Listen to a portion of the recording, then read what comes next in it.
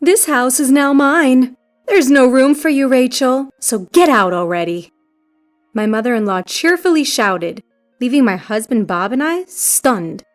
Returning home to our apartment in the city after successfully giving birth back in my hometown, we found the door unlocked. Fearing that an intruder might have gotten in, we entered cautiously, only to be greeted by my mother-in-law, drinking tea in the living room and making her bold declaration. My name is Rachel. I met Bob at a social gathering and later we got married. From the start, my mother-in-law didn't seem to like the fact that Bob and I had met at such an event. A woman who attends such a scandalous event will never be my daughter-in-law, she muttered from the moment we first met. But I silenced her with a smile, saying, "But Bob also attended that scandalous gathering, you know." Of course, the event Bob and I attended was nothing scandalous. It was hosted by our colleagues from work. My mother-in-law, a single mother, raised Bob with great care. So, it seemed that she was truly sad when Bob moved out to get married. That seemed to be the reason she was always picking on me. My strong heart prevented her attacks from working. My mother-in-law frequently invaded our home, deliberately taking the train over without an appointment. As a salaried worker who only goes into the office about once a week and works from home the rest of the time, I couldn't ignore her persistent doorbell ringing and door knocking, especially considering the nuisance for the neighbors. Bob, whose job requires him to go in every day, is not at home during the day. My mother-in-law, calculating the time when her beloved son Bob isn't around, comes to our house and constantly complains to me. She complains about dishes piling up in the sink, about the laundry accumulating. She goes through every room without hesitation. And when she comes over and complains whenever she sees household chores being done casually. Then, as if it were her catchphrase, she would sigh, "Poor Bob, to have such a wife. I should have raised him to hold such a much higher standard for women." As for Bob, who she pities, he really loves me, which is a disappointment to my mother-in-law. Originally, I preferred older, dapper men, but Bob, who is 3 years younger than me, pursued me fervently, which led us to dating and eventually marrying. So when my mother-in-law picks on me, Bob gets very angry. I always reported to Bob what my mother-in-law said, so each time Bob would call her saying, "Mom, it's a hassle when you come without calling. Rachel isn't just hanging around at home, she's working." Well, even so, my mother-in-law never stopped coming unannounced, and instead, she often snapped at me saying, "Why did you tell Bob?" Even before giving birth, I got used to my mother-in-law's unannounced visits and complaints about housework, and no longer directly confronted her complaints. Without taking my eyes off the computer screen, I casually responded to all my mother-in-law's complaints with, "I'm sorry, I'll do it next time." Despite my attitude, I felt sorry for my mother-in-law, who is desperately trying to torment her daughter-in-law. Bob and I shared the housework, and I didn't care about the complaints from my mother-in-law. I didn't think much of it, saying, "She's at it again." But the words she said when I reported my pregnancy were really harsh. "You're pregnant? Whose child is it?"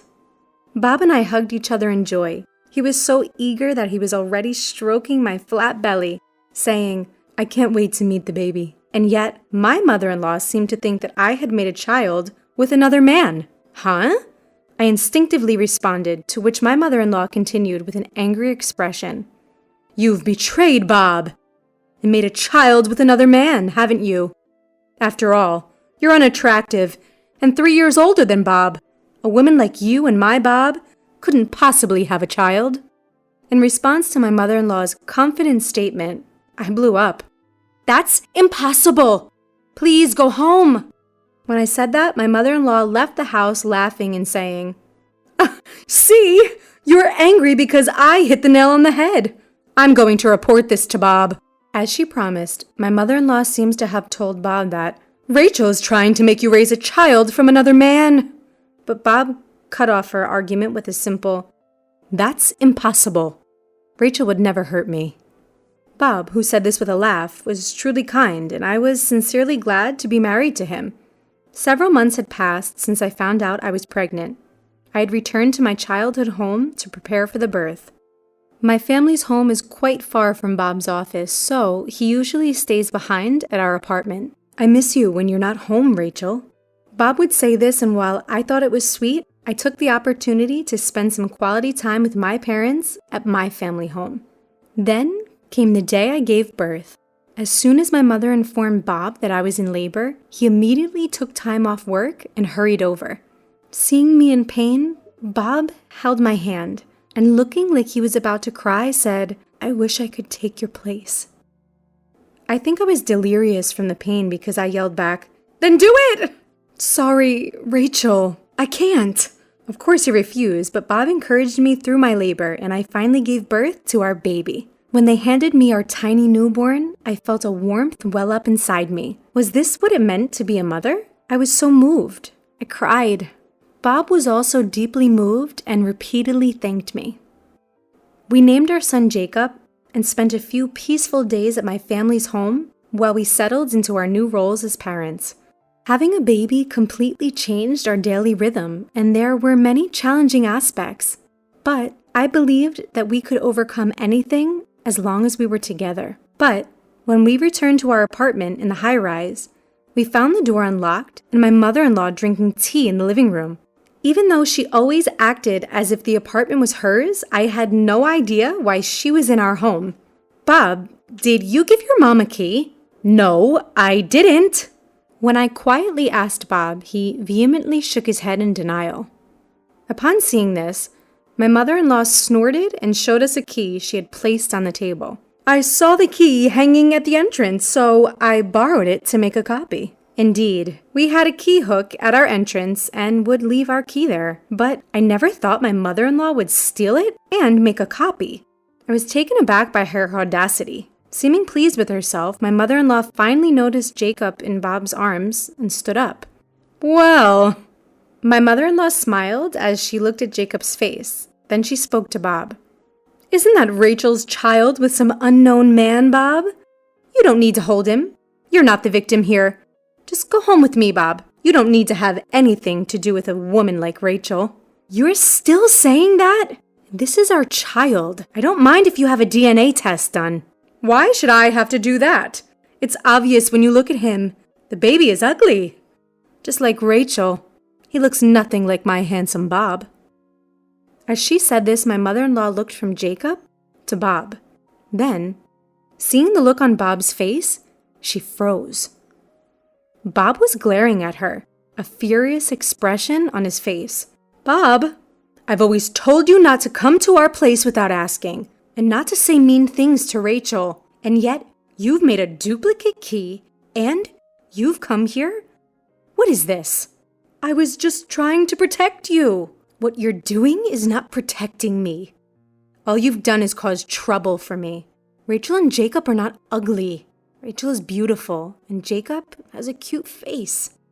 Don't insult my family." "Your family is supposed to be me, right?" In response to his mother's shaky question, Bob calmly replied, "My family is Rachel and Jacob." While my mother-in-law was frozen in shock, I gathered up our valuables. "Let's go somewhere else, Bob. Your mom seems to think this is her place." "Where are you going?" To my mother-in-law's shrill question, I cheerfully replied, "That's none of your business. You said there's no place for me here, and I have work to do. So, we're moving. Goodbye." And with that, Bob and I left the apartment. As we left, Bob asked, "What should we do? Change the locks?" But considering that we were about to start raising Jacob, I didn't think I could stand living in a place where my mother-in-law could drop in unannounced every day. No, let's move. We'll sell that house for now. We might just rent a weekly apartment. Upon agreeing with my proposal, Bob and I temporarily moved into a weekly apartment. During that time, Bob and I rented an apartment in a new condominium, and so we began moving out of the house my mother-in-law insisted was hers. She truly seemed to believe she could occupy the room in the tower residence where we used to live, and showed a confused expression when I let the movers in, exclaiming, "What's going on?" "This room you might think is yours, mother-in-law, but it's a house that Bob and I bought. The ownership of this house is Bob's, so you don't have any legal ownership, mother-in-law." Bob has decided to sell this house, so it would be better for you to find a new house soon. I said this while holding Jacob. Watching Bob give brisk instructions to the movers, my mother-in-law turned pale. Because she could just return to her original house, I was wondering why she was so panicked. But my mother-in-law answered my question with her next words. I have nowhere else to live but this house. I have already terminated the contract for my previous house. The apartment where my mother-in-law lived was a rental. I was surprised that she had terminated the rental contract to live in this room. Bob, who had been listening to the conversation from a distance, was also surprised. My mother-in-law begged Bob and me, saying, "Please let me live in the house." But Bob didn't allow it. As a final act of filial piety, Bob gave my mother-in-law a little money and told her, "You should be able to get back on your feet if you rent a room with that money." Still unable to bear the fact that she was being abandoned by her adorable son Bob, my mother-in-law clung to him, crying, "Where will you live, Bob? I'm lonely. Please live with me." But there was no way Bob would allow this. I told you over and over again to stop bullying Rachel, but you didn't stop, Mom. I appreciate that you raised me, but I wanted you to be happy that I've become independent and have a family. You relied too much on me, Mom. I think it's better for both of us if we never see each other again. At Bob's words, my mother-in-law collapsed in tears, saying, "No way!" But Bob's determination did not waver. Of course, since I didn't tell her the address of our new apartment, mother-in-law could no longer come uninvited. Thinking, I won't have to see my mother-in-law anymore. What a great relief. On the night we completed the move, my mother-in-law, who seemed to have calmed down, called Bob and I numerous times.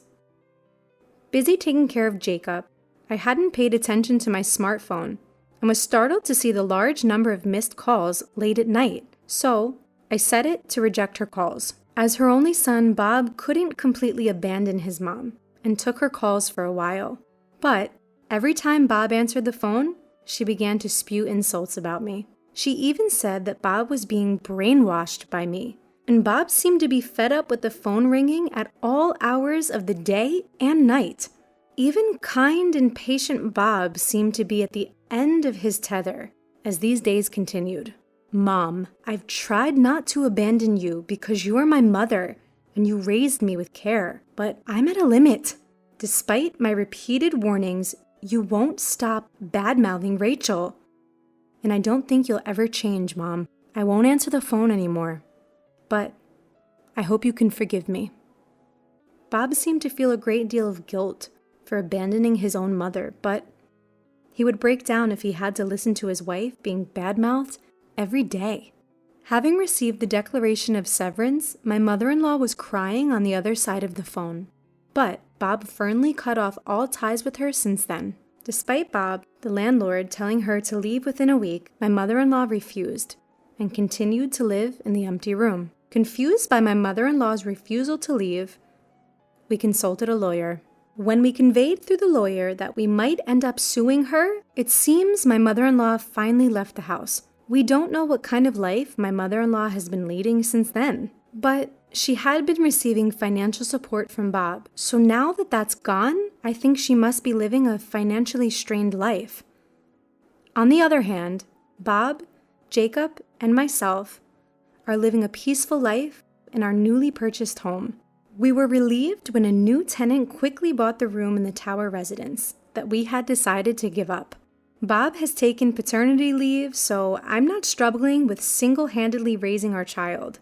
I can raise Jacob calmly and peacefully. You're always working so hard, so I'll pick up the slack with the house chores during my paternity leave, Bob said, who has been taking the lead in doing housework. Honestly, Bob is such a wonderful husband that I feel he's too good for me. Even when we had to deal with taking over my mother-in-law's house, I'm truly grateful to Bob who stood with me through that ordeal. Recently, Jacob has learned to crawl and has been exploring the house. I spend my days smiling as I watch him with Bob. After Mom gets discharged, I'm counting on you to take care of her. What? You're going to be the one taking care of her. It's obvious. We're family. He threatened me with divorce papers when I refused to take care for my mother-in-law. Do you want to be a poor single mom? If you don't, then just do as you're told. I can't take it anymore. I'm so done with this life. Just watch it. I'll make you regret this for sure. My name is Catherine. I'm 43. I live with my husband Bob and our high school-aged daughter Emma. We get by on Bob's salary and the part-time work I do to support our family. We're not rich by any means, but we have a reasonably good life. Then one day, the worst thing happened. Catherine, it looks like Mom has collapsed and has been taken to the hospital. Your mom? My mother-in-law lives alone at home, but she's spry for her age. Apparently, she hurt her back in an accident while she was out shopping and now has to stay in the hospital for a while. Anyway, it's good that her life's not in danger. I'll go check on her at the hospital tomorrow. All right, take care. Aren't you coming? Why would I? Right. Okay, I'll go alone. Please send my regards to your mom. Why I don't visit my mother-in-law in the hospital? That's because I've cut ties with her. I've been married to Bob for 20 years. Since the beginning, my mother-in-law has detested me and has gone out of her way to make life difficult. You're really inefficient, aren't you, Catherine? You're not suitable for my son. I wish he had a better wife. I never imagined you'd be this useless. Enduring the continuous verbal abuse from my mother-in-law bore down my spirit. Whatever I did, it was always, Daughter-in-law is useless. Not good enough. Poor Bob. And so on. I was met with complaints every time we met. But I held on as long as I could because she was Bob's mother, whom I love. However, even after my daughter Emma was born, the mother-in-law harsh words did not stop. On the contrary, she started finding fault with Emma as well. Just great. The long-awaited grandchild is a girl. She can't carry on the family name. She's of no use if it's a girl. She should just at least be pretty. Who on earth does she take after? Amidst the difficult days, the worst situation that finally decided the end of our relationship occurred.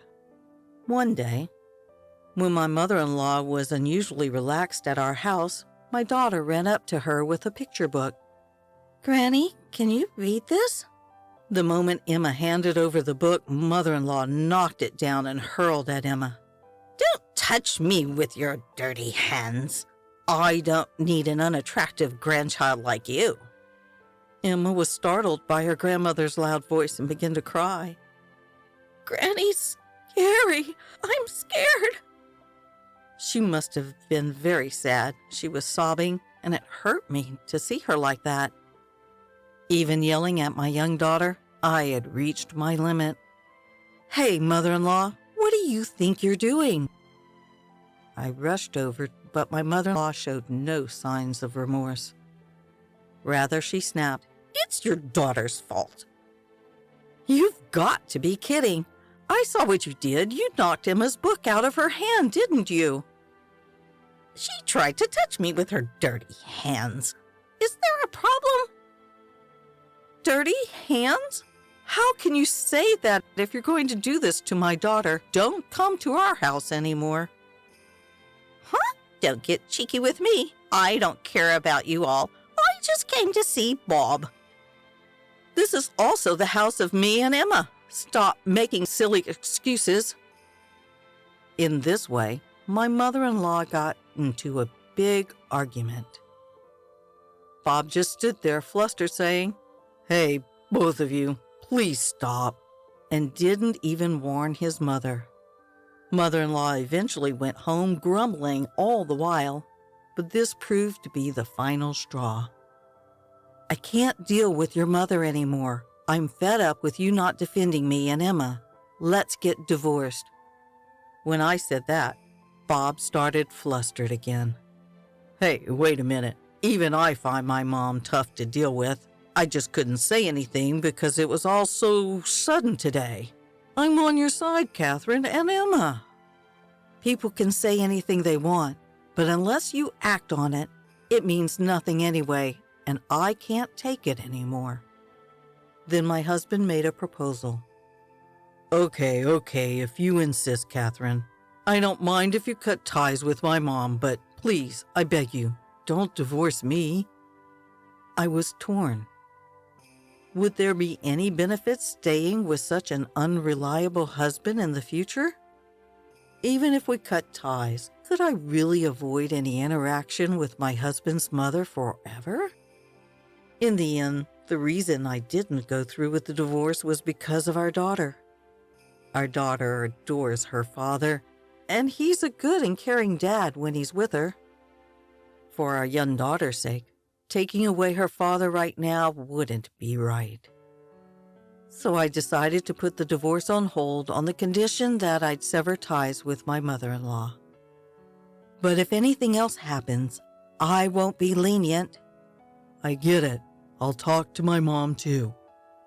And with that, we reached an agreement, and I severed ties with my mother-in-law. I'll never let my daughter meet her grandmother again. That was a condition of our reconciliation. After 10 years, I can't forget what my mother-in-law did.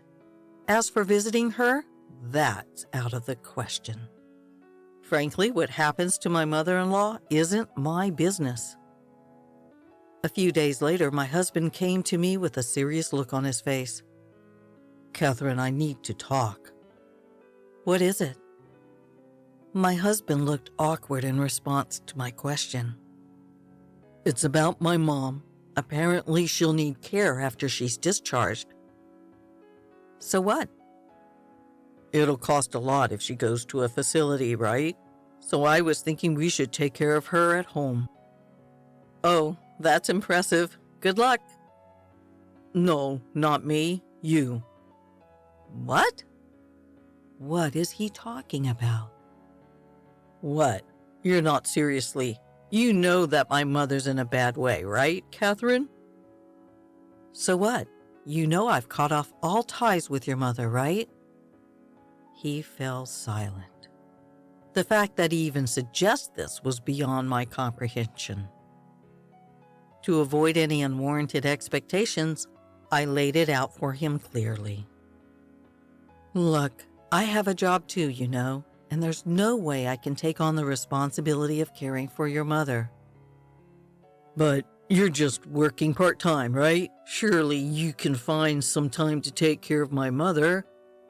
"If that's what you think, then I'll just talk to my boss about switching to full-time. How about that?" There was no point in dragging out the conversation. My feelings weren't going to change, and his timid demeanor was only annoying me. Although he looked like he wanted to say something, I naturally ignored him. The next day, it seemed he'd spoken to his mother in the hospital as she called me. "Excuse me, Catherine? What on earth are you thinking, refusing to care for your own mother-in-law?" Yes, I refused. Is there a problem? Her bizarre shriek came through the phone when faced with my calm response. "A problem? Don't be ridiculous. How dare you refuse to care for me in my time of need?" "Of course, I've cut you off, remember? You're not even my mother-in-law to me anymore. I have no desire to help you with your care." "What did you just say? How dare you, you impertinent child.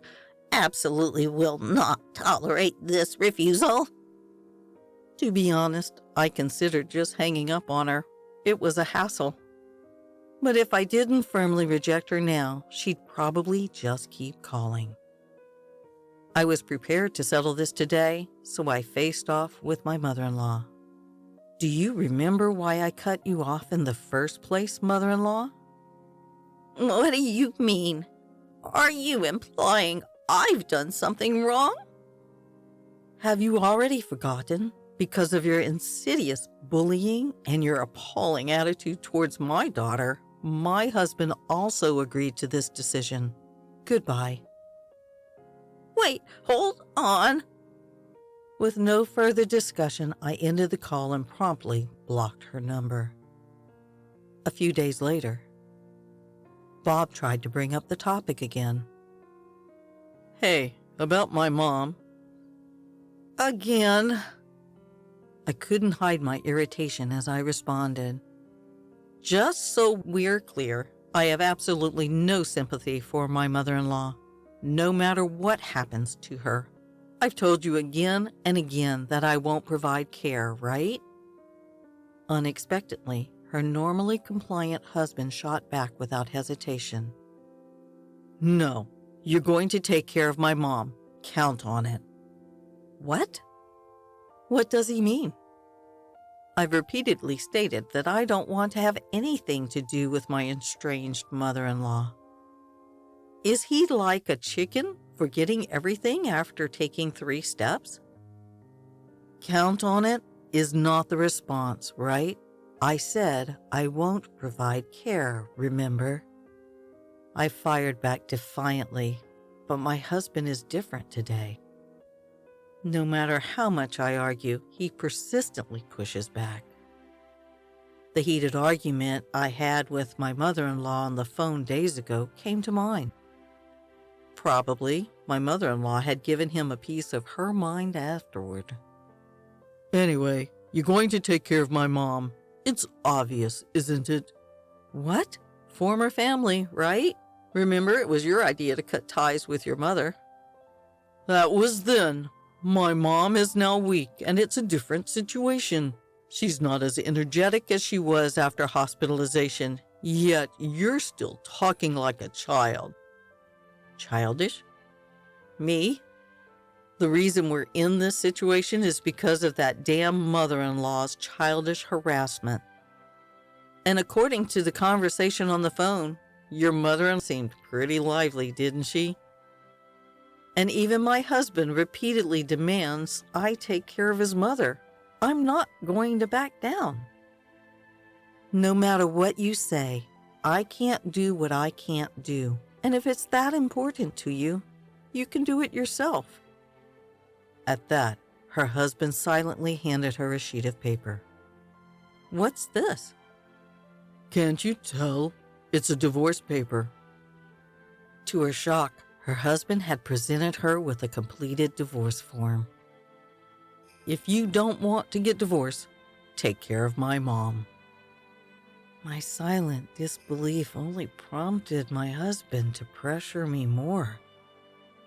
You'd be in trouble if we divorced now, right? Emma will be a college student next year. You, just a part-timer, can't possibly survive if you divorce me now, right? If you don't like it, just do as you're told. The man who didn't consider my feelings using our daughter as leverage to threaten me? I just can't continue being married to someone like this. It's impossible. The moment I was convinced of this, I felt my feelings for my husband quickly disappear. I'm going to end this. That's what I thought. Hey, are you even listening? You were all fired up just a moment ago. Now that divorce is a reality, are you scared? My husband looks down at me laughing. My daughter came into the room, probably hearing us arguing. Hey, I heard raised voices. What's going on? Then my husband started a tirade on Emma too. Oh, you're just in time. You'll be helping with your grandmother's care too. What? Why me? It's obvious, isn't it? She's your beloved grandma. You could at least help with the caregiving. I can't believe that they would impose my mother-in-law's care on my daughter without a second thought. I was so pissed off that I signed the divorce papers as fast as I could. What are you doing, Catherine? Isn't it obvious? I'm signing the divorce papers. I'll go submit them once I'm done. Perhaps he hadn't expected me to agree to the divorce so easily. Bob started to panic. Hey, enough already. Did you even listen to me? You're going to be the one who's going to have a hard time if we get divorced. I don't care. Compared to staying involved with you, any hardship seems bearable. With divorce papers in hand, I began to prepare to leave. Then, perhaps numb to the situation, my husband takes the final step. Are you sure about this? If we divorce, you'll have to give up Emma.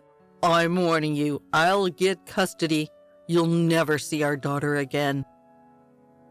A husband who has no doubt in his mind that he's superior to his wife. Truly, how stupid can he be? Even if we get divorced, I will not give up my daughter. I will do whatever it takes to provide for my daughter at all cost. I will get custody of Emma. Shut up. Considering our financial situations, it's natural that I get her. You won't see our daughter again. Tough luck. At that moment, Emma, who had been quietly listening, chimed in. What are you talking about? I'm going with Mom. Huh? At Emma's words, Bob stood there dumbstruck. What are you saying? If you follow your mother, Catherine, you'll only face hardship. I don't care. It's better than being with you, Dad. I would never want to take care of Grandma.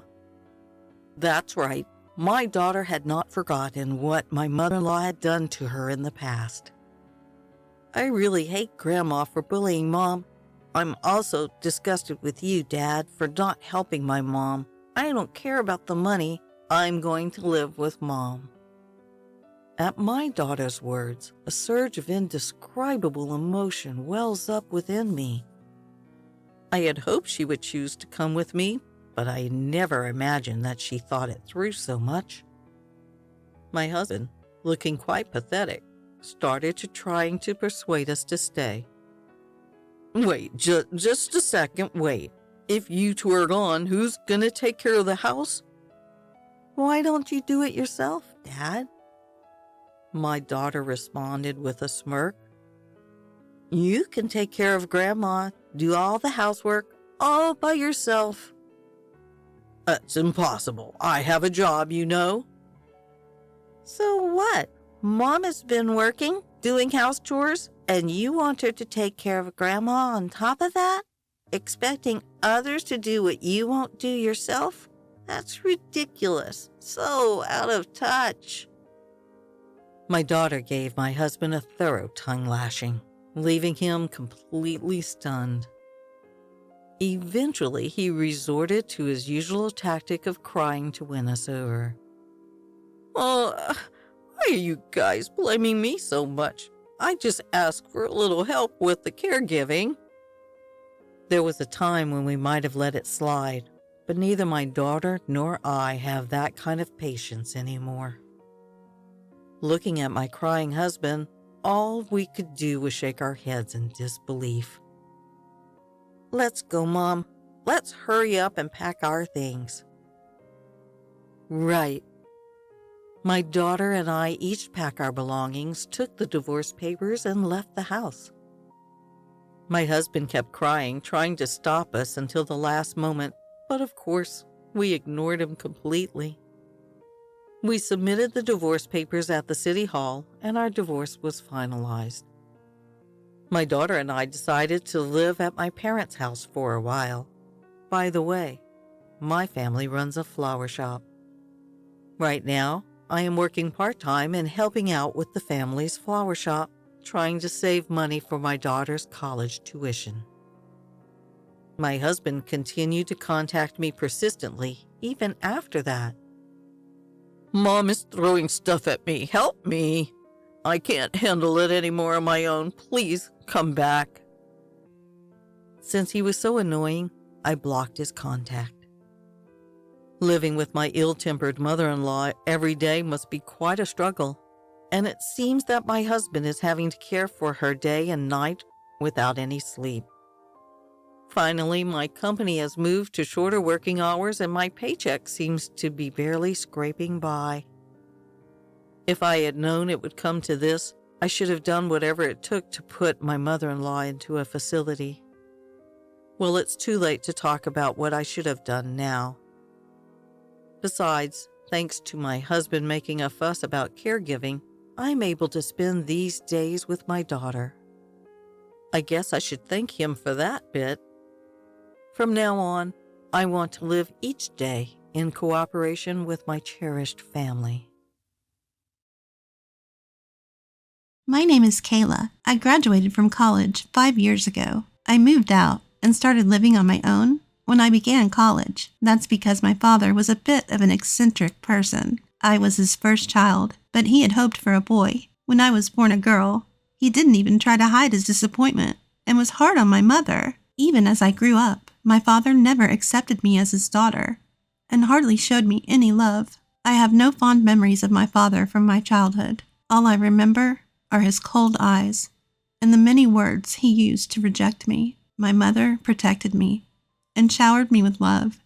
Even taking on the role of my father, I was able to endure my father's harsh treatment thanks to her. 6 years later, Emery was born. My father was disappointed again that it was a girl, but something changed, and he started to adore Emery. However, his attitude towards me remained the same. It was clear that he treated Emery and me differently. As I went through elementary, middle, and high school, I was treated by my father as if I didn't exist. On the other hand, Emery was praised by my father for even the smallest things, and he bragged about how cute she was, like a little doll. In contrast, the way he would sigh and say, "Oh, but Kayla," was quite a shock to me. My mother would comfort me, saying, "Kayla is different from Emery, but she's very cute too."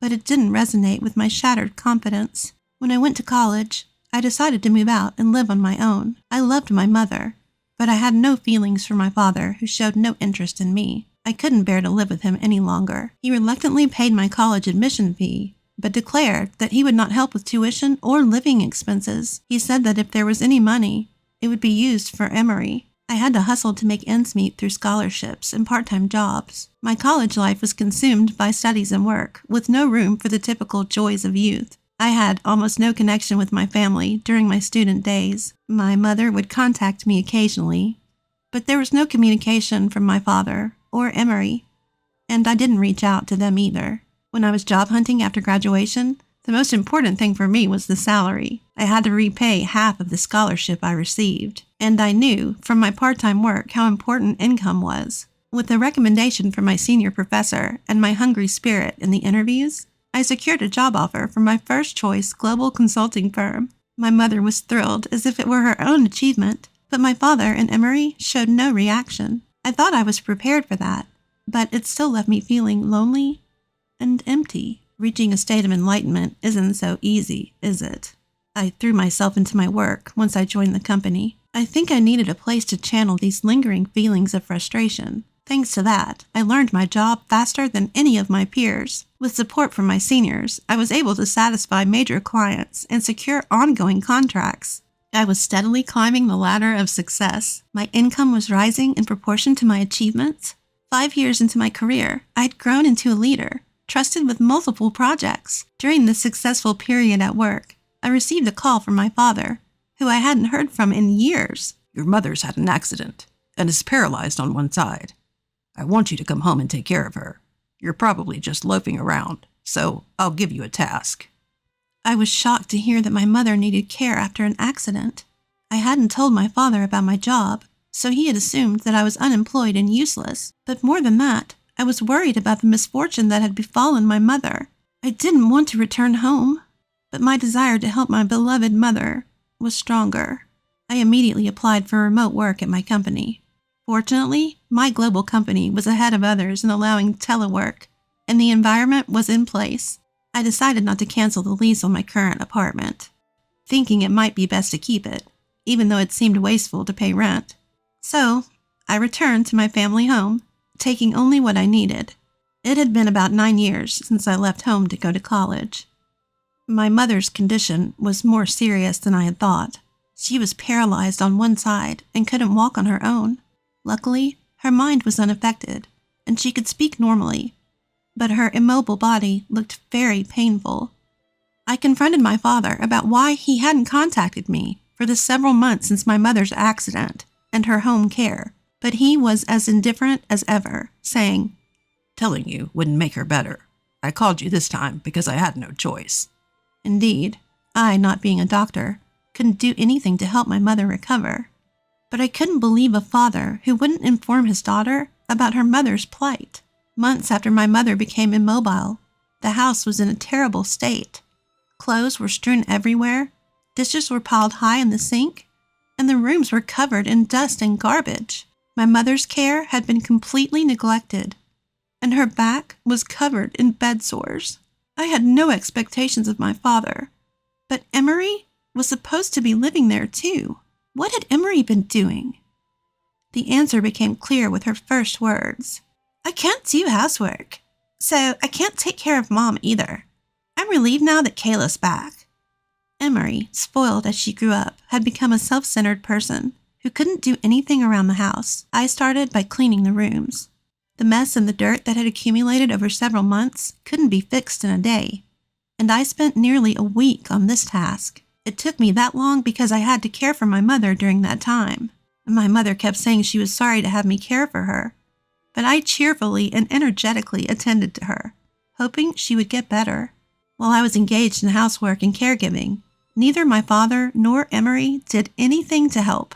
Far from helping, my father would complain. "The food tastes awful. What are you slacking off for? You're clumsy at taking care of your mother.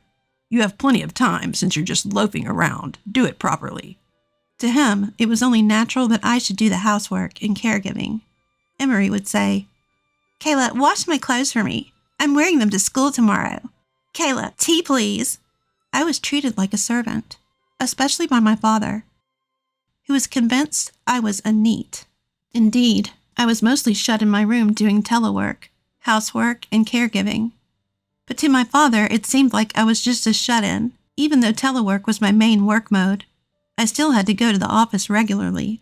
When I returned home, my father would sometimes be standing at the entrance, accusing me angrily. "You're just a shut-in neat, and yet you're gallivanting around. Take care of the house properly."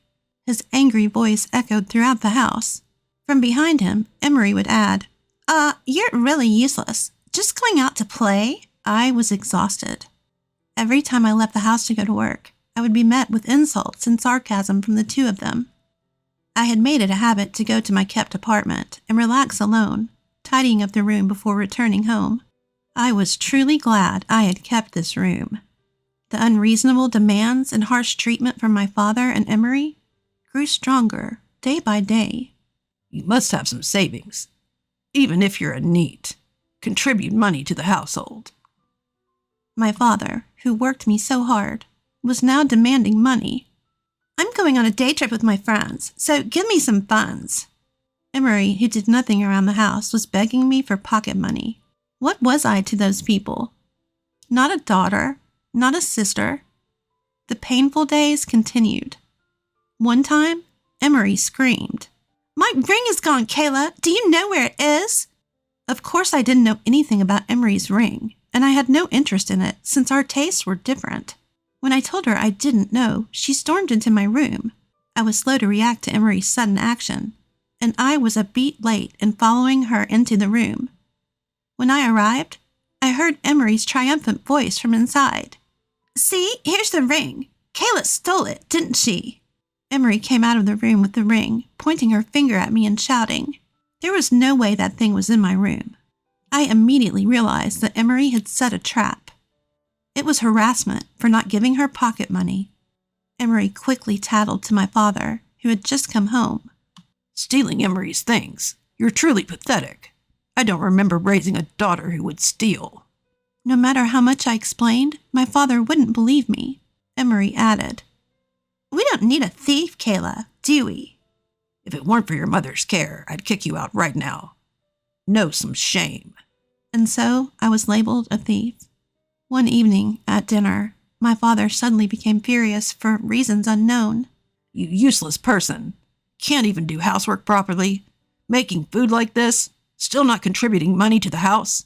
Do you think your current work is enough? You're just a shut-in who gallivants around. I can't stand it anymore. I'll destroy your plaything. My father yelled and headed towards my room. My plaything? My computer? That's my essential work tool. If it's destroyed, it would be a disaster. I followed my father to my room and protected my precious work companion, just as he was about to lay hands on my computer. Emery was watching from behind, smirking. Around the time my mind and body were reaching their limits, my mother passed away peacefully. She was always grateful for my care and was pained by the way my father and Emery treated me. I felt my strength draining from my body. My heart was so shattered that I forgot to cry. Father and Emery were not only tearless, but acted as if a nuisance had been removed. Though we were in the same tearless situation, our reasons were 180 degrees apart.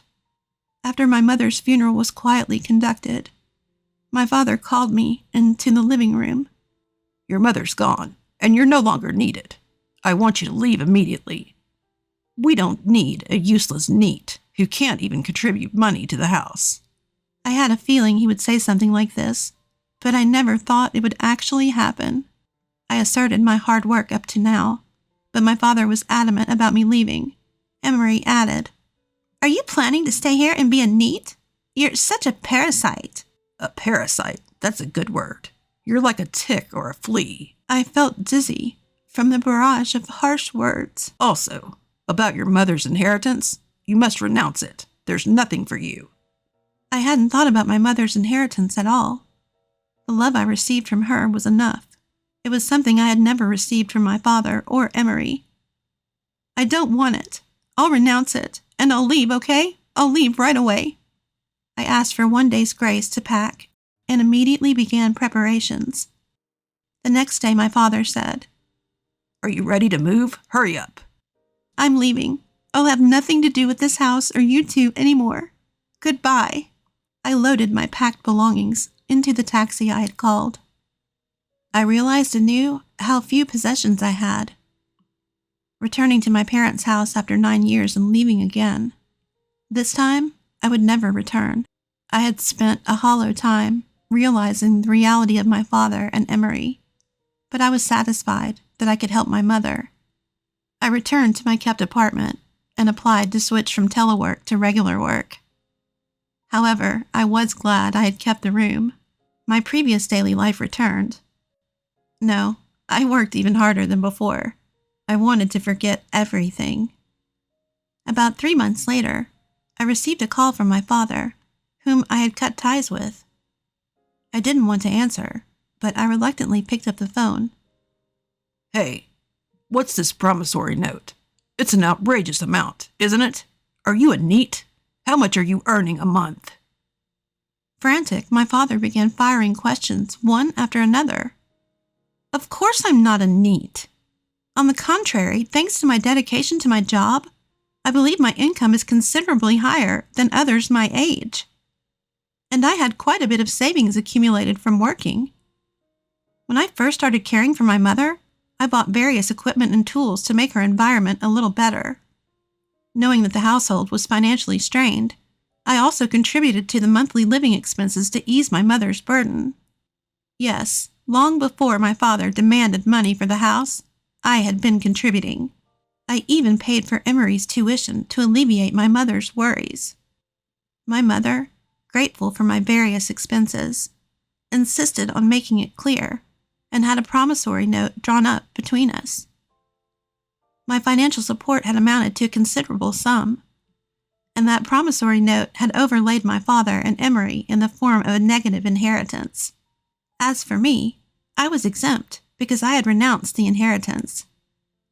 In other words, the two of them had to repay all the loans from me. After hearing the full explanation from me, my father was speechless. He screamed that he would also renounce the inheritance, but the two of them had already touched part of it, so they had no right to do so. Work hard and pay it back properly, and don't contact me anymore. I've cut ties with you. I ignored my ranting father, hung up the phone, and blocked his calls. Afterward, my uncle, my mother's brother, also suddenly caused great confusion for my father and Emery. I had met my uncle for the first time in a while at my mother's funeral, and after he noticed something was off about me, I confided everything to him. The family home was owned by my uncle, and my mother had been renting it. The right to rent passed to the two of them through inheritance, but my uncle refused to renew. Legally, tenants had the upper hand, but they couldn't stand up to my uncle, and due to their misdeeds, they ended up having to leave. My father, who had been on the restructuring list at his company for some time, was finally selected and had to leave. Emery couldn't pay tuition and had to drop out, even though graduation was near. Father and Emery, who lost their home and jobs, moved into a small apartment. Most of my father's retirement money went to repay the debt to me. It would be difficult for him to find a new job at his age. Whether Emery, a college dropout, can find a decent job is also questionable. The two of them were becoming neats in a dark, small room. Thanks to my ambitious return to work, I succeeded in acquiring new clients and launching new projects. I was promoted to the first female division head. It's a bit late for a global company to have its first female division head. I am striving to nurture the next generation and make the company more open. I can't afford to pay for Mom's nursing home fees anymore. I received a call for my husband from his sister who lives in Canada. I was taken aback when I heard the message on his behalf. Nursing home fees for Mom? What are you talking about? I have been sending $1,000 every month. I had no idea about this and I informed her that Mom had already passed away. What on earth is going on? My name is Amanda, a 50-year-old housewife. I have 2 grown-up children with my somewhat submissive husband. Now, it's just the 2 of us living freely. My husband is the same age as me, is unusually submissive for our times. Because of this, we often had arguments with our children. But once they moved out, the house felt strangely quiet. Now, I sometimes think it's good that he's so submissive. I cherish the moments when I feel happy doing things for him. After my father-in-law passed away, my mother-in-law moved into a nursing home, not wanting to be a burden on us. She enjoyed talking with her peers and was content. However, she passed away from a stroke. My husband has a single sister. She moved to Canada and became a successful entrepreneur. She was the pride and joy of my mother-in-law.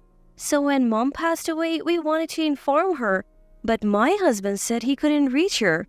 Without her, we held the visitation and funeral.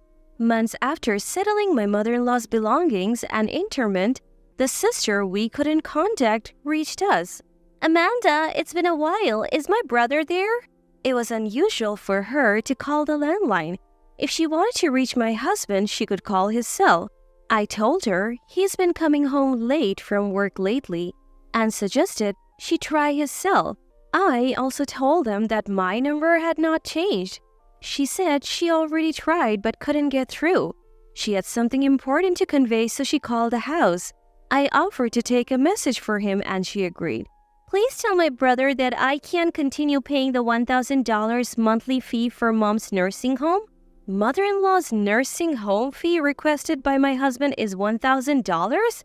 What is it? I was puzzled. What was she talking about?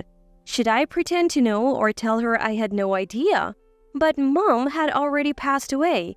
Maybe she didn't know because she couldn't be reached. Given the situation, not being able to pay the monthly $1,000 wouldn't be a problem. I informed her that Mom had passed away months ago and that my husband tried to contact her but couldn't. She was shocked. She didn't know about Mom's passing or the funeral.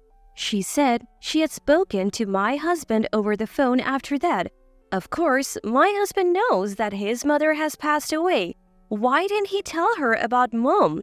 And I had never heard about the monthly $1,000 payment. I apologize for not knowing about her contributions. My husband never mentioned it. But Mom's nursing home fees should have been deducted from her pension. If she received money from her proud daughter, she would have mentioned it. I decided to dig a little deeper. Your mother must have been so grateful, right? Well, actually, I never spoke directly with her. What? It was always through my brother, so I sent the money to his account. Amanda, what's going on? My husband uses his bank account for all our living expenses. His salary is deposited there too. I'm aware of our finances, but I have never seen the $1,000 that his sister mentioned. Just to be sure, I contacted the bank where we had closed my mother-in-law's account to check the transactions, but there were only her pension deposits and the monthly nursing home fees being deducted. So where did the $1,000 his sister mentioned go? It means my husband has a bank account I don't know about. I asked her for the account details and the bank's name. Throughout our conversation, she was trembling with grief over her mother's death and anger for not being informed about the funeral. What is my brother hiding, not telling me about our mother's death? Unbelievable. I want to fly back to the US and confront him right now. I promise I'll uncover whatever he's hiding. I didn't know what else to say at that moment. I never imagined I would be a victim too. After hanging up, I decided to search my husband's room. After our kids moved out, he wanted a study for himself. I didn't mind him using the spare room. Our sleeping arrangements had changed over time and I often found it convenient. However, I have been told not to go to sleep before my husband gets home. So I wake up reflexively when the front door opens, but he always told me not to enter his study. He would ask for it to be clean, but only after he tidied up a bit. He said it was because of work-related stuff, but now I wasn't so sure. I went into the forbidden room and checked the trash can. It seemed he hadn't had time to tidy up recently due to business trips and late nights. Among the receipts from the past 2 weeks, one stood out. It was for something unusual for a man to buy. I hadn't received such a gift from him. Where did it go? I couldn't find it among his belongings. That night, as usual, he came home late. I waited up for him as he had asked. I had been told not to have dinner beforehand, so before I went to take a shower, I asked if I could talk to him for a bit. After a brief greeting, he said he was tired and retreated to his study.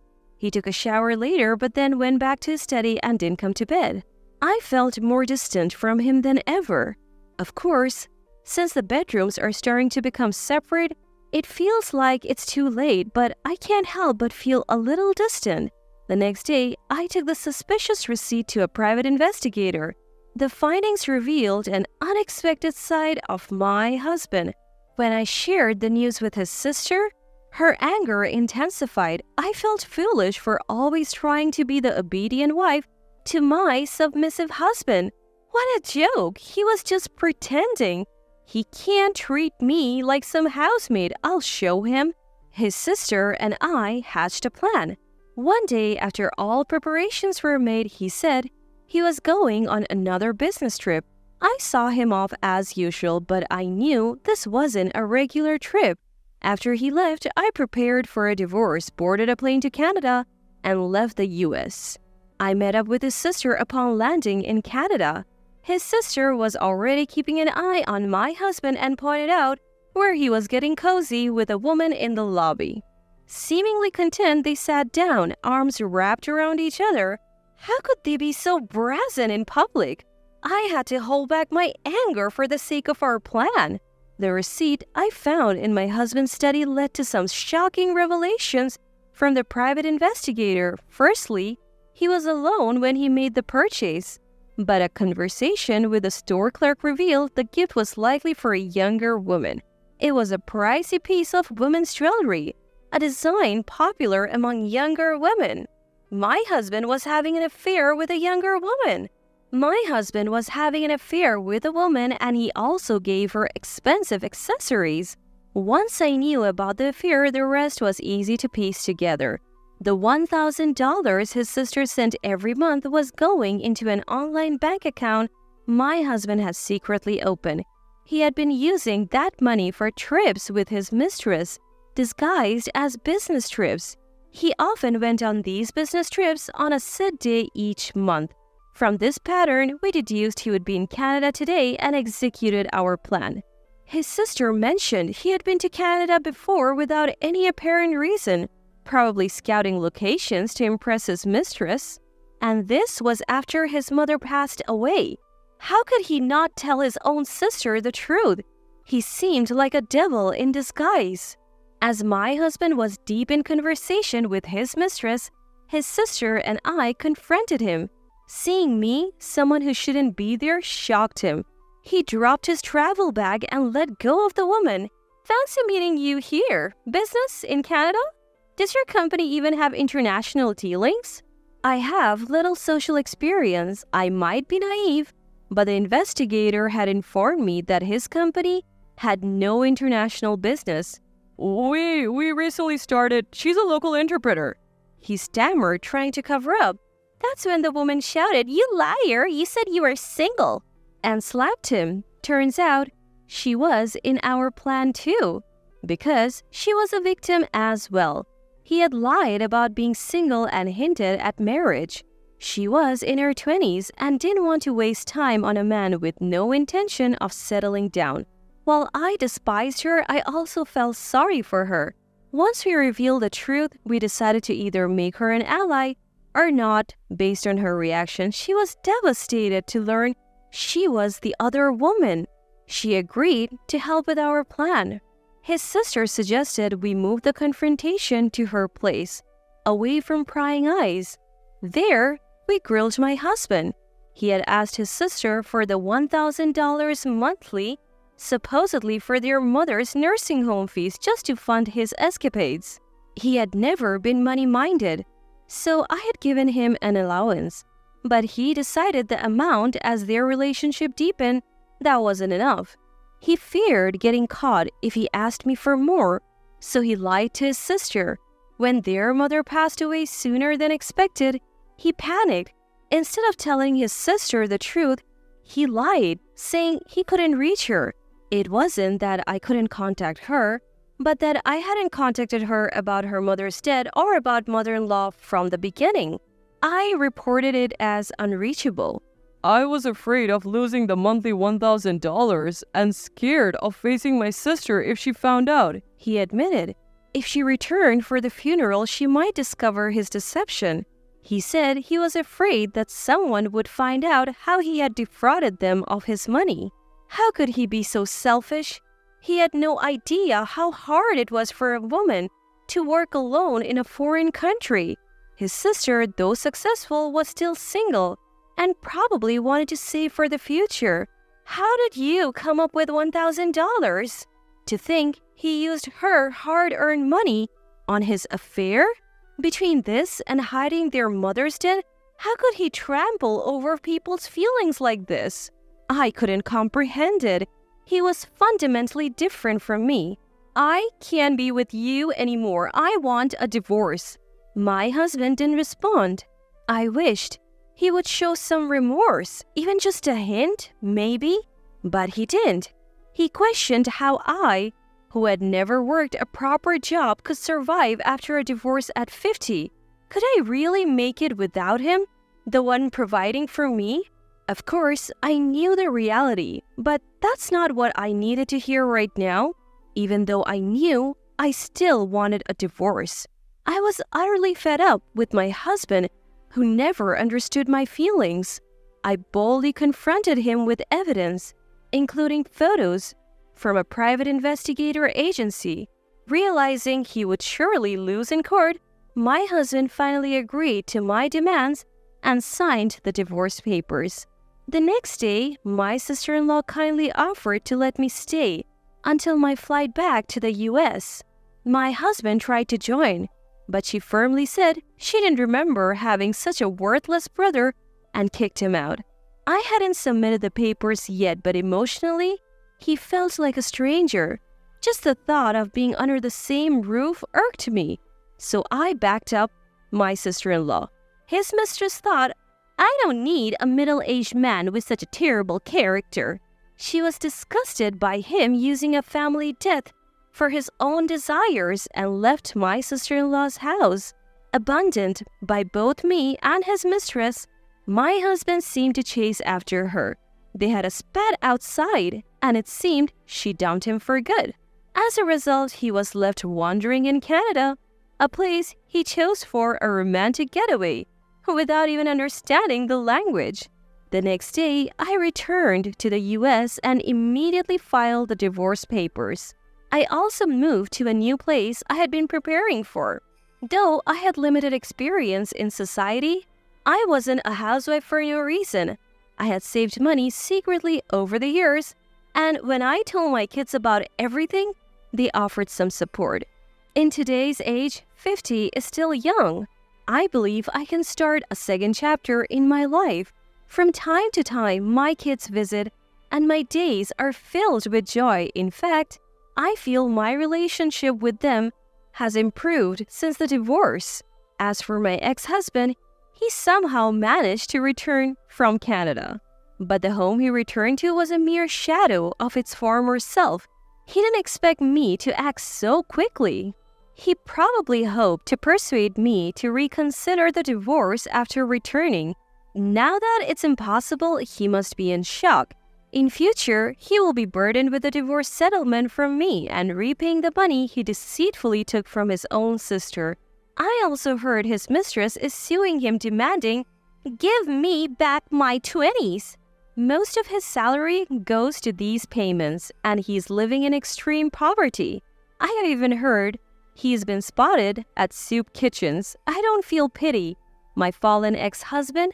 This is the consequence for deceiving people and exploiting a family death.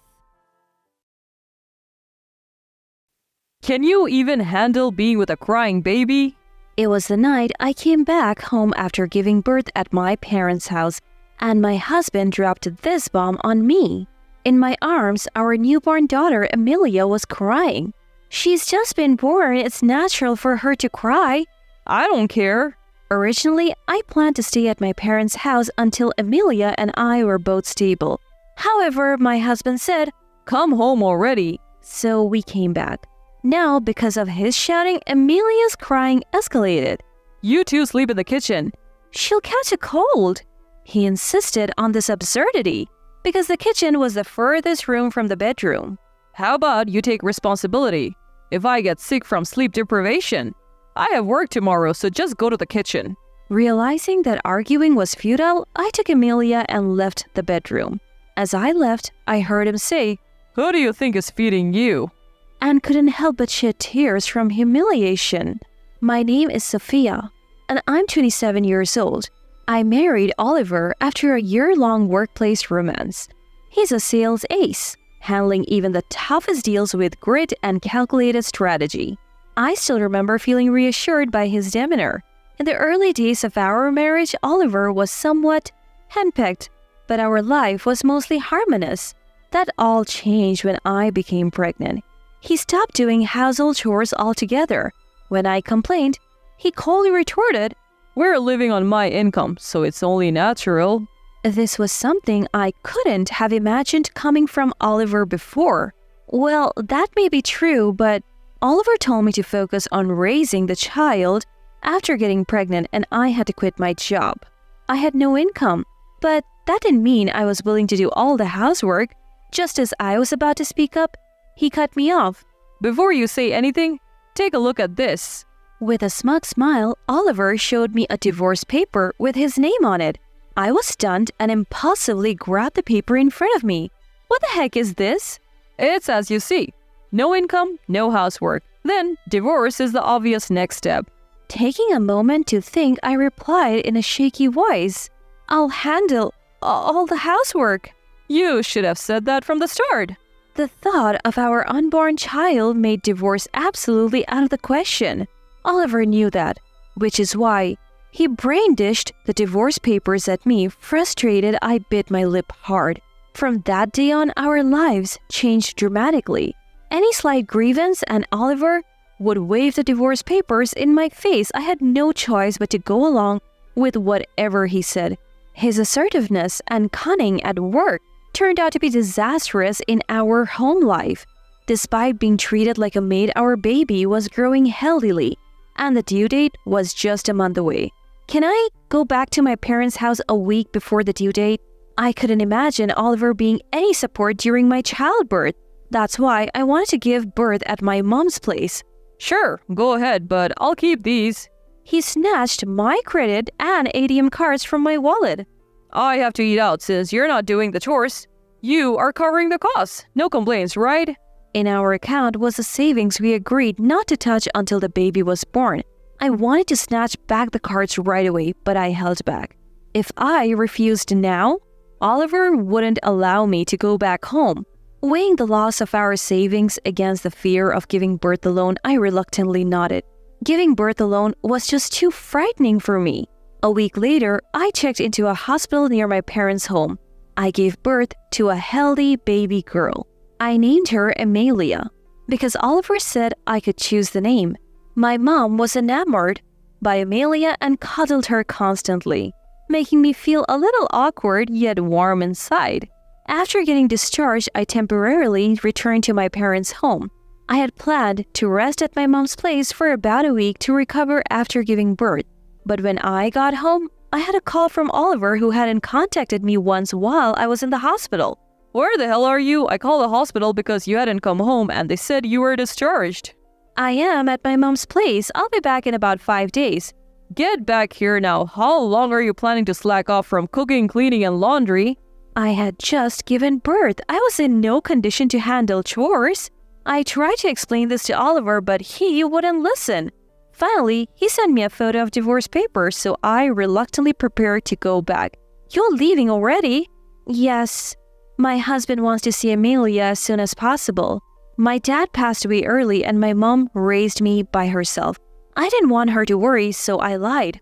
All right, then say hi to your husband for me. Will do.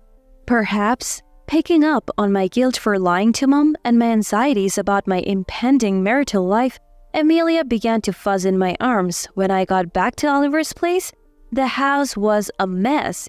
He had clearly done zero housework. Don't just stand there, start cleaning. No words of appreciation for me or any interest in Amelia from my husband. I thought things might change once we had a kid. That faint hope vanished instantly. Feeling the emptiness inside me, I started cleaning. Housework took a long time in my still recovering state, and by the time I got to the bedroom, Oliver was already asleep. I quietly put Amelia in the crib, but she wouldn't settle down. In fact, she started crying all of a sudden. Keep it down. Annoyed, Oliver shouted from his sleep. I tried to soothe Amelia quickly, but she wouldn't calm down. Hey, make her stop crying already. She was just born. It can't be helped. Oliver's yelling only made Amelia's cries worse. That's it. Both of you go sleep in the kitchen. She'll catch a cold. He had chosen the kitchen the furthest spot from the bedroom, but it was cold since it was near the entrance. If I get sick from lack of sleep, how are you gonna take responsibility? I have work tomorrow. Now go to the kitchen. Realizing that further conversation would be useless, I took Amelia and left the bedroom. As I left, I heard Oliver yell, "Who do you think is providing for you?" I couldn't find the words to respond and tears flowed. A week had passed since I started living in the kitchen.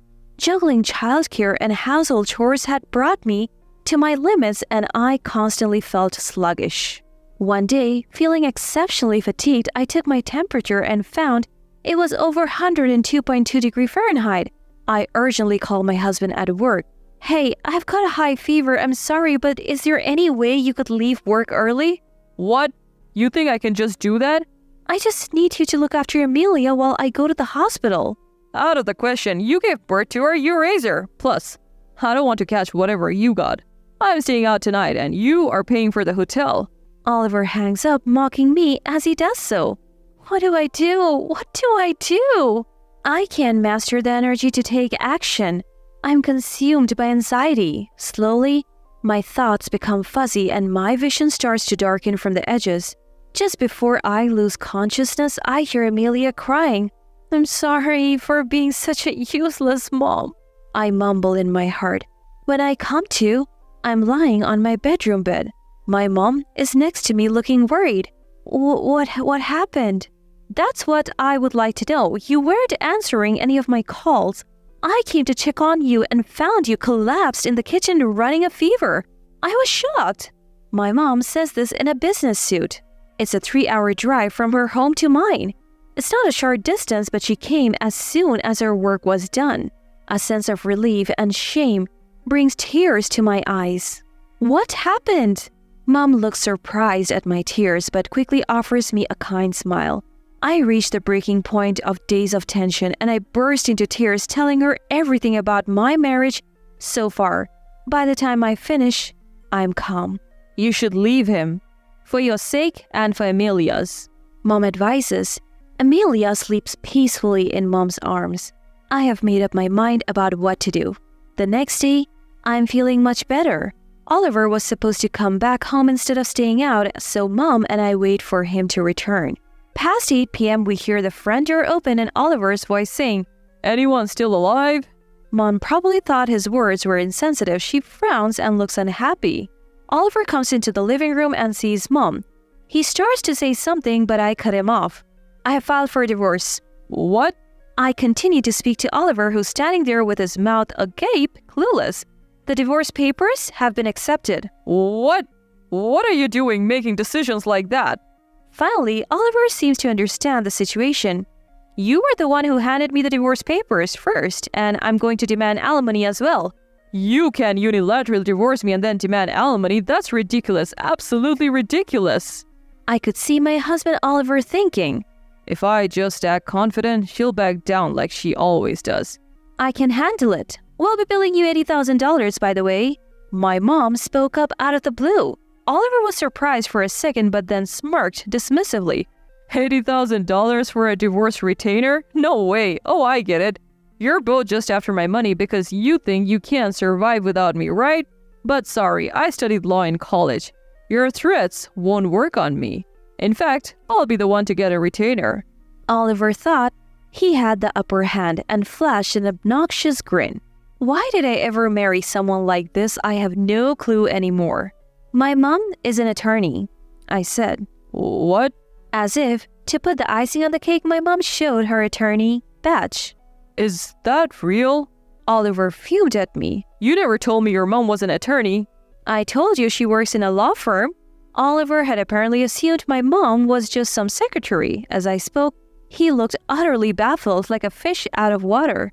We specialize in divorce cases, so we will certainly secure that $80,000, Mom said. We have plenty of evidence against you, too. Ever since I started feeling better, Mom and I had been gathering evidence.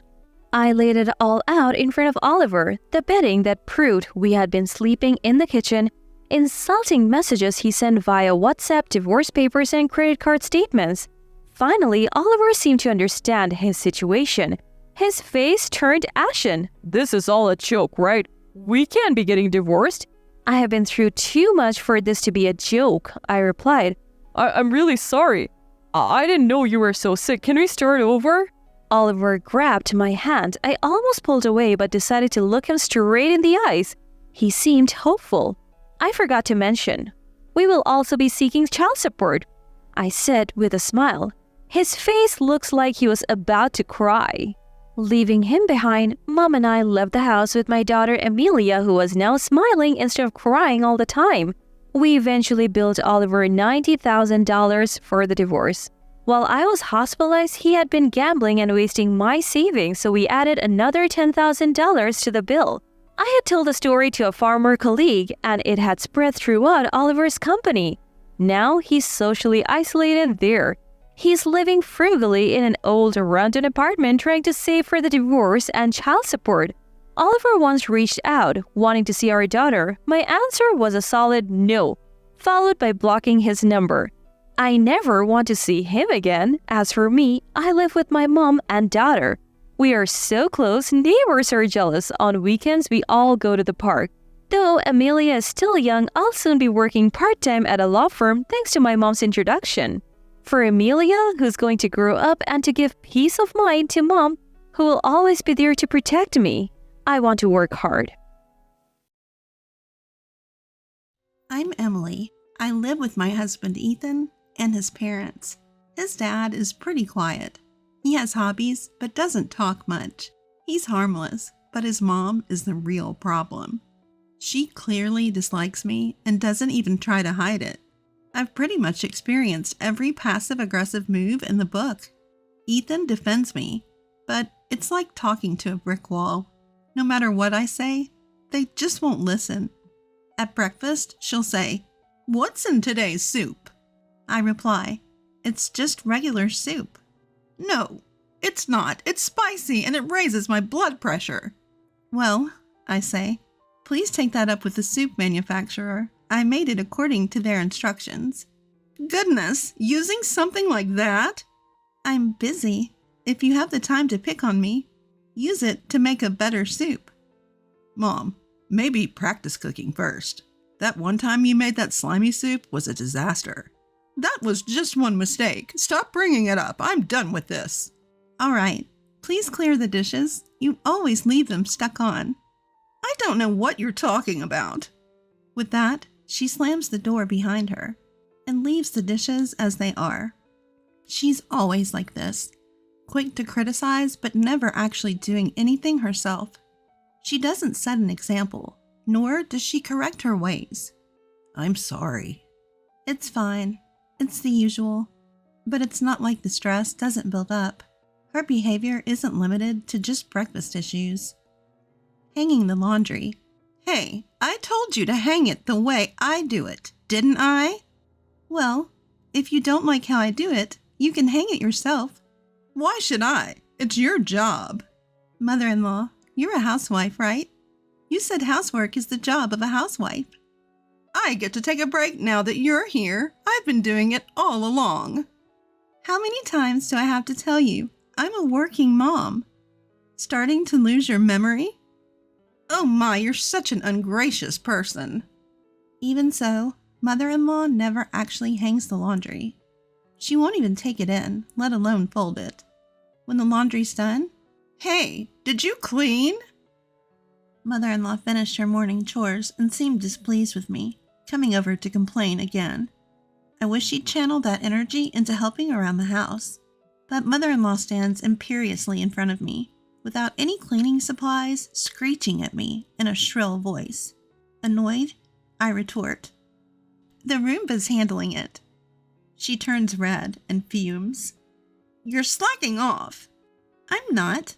I clean regularly." "In my day, I swept the floors every day." "Nowadays, we don't sweep every day, and I do a thorough cleaning once a week." "Once a week?" "That's why I let the machine handle the detailed cleaning. Would you like to show me how it's done?"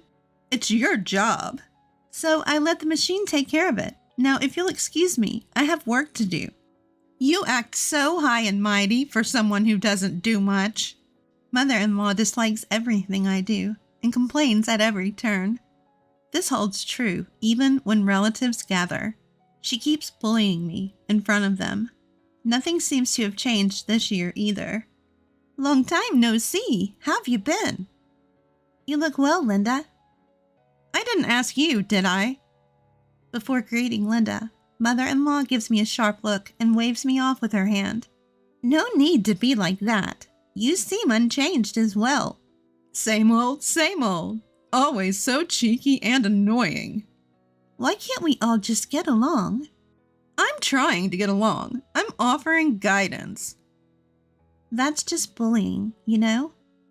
"Emily slacks on housework, can't cook to save her life, and always makes the soup too spicy."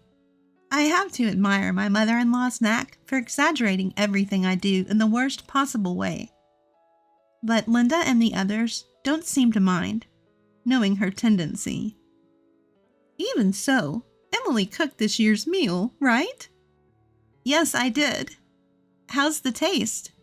"It's delicious. You could have just used store-bought, you know."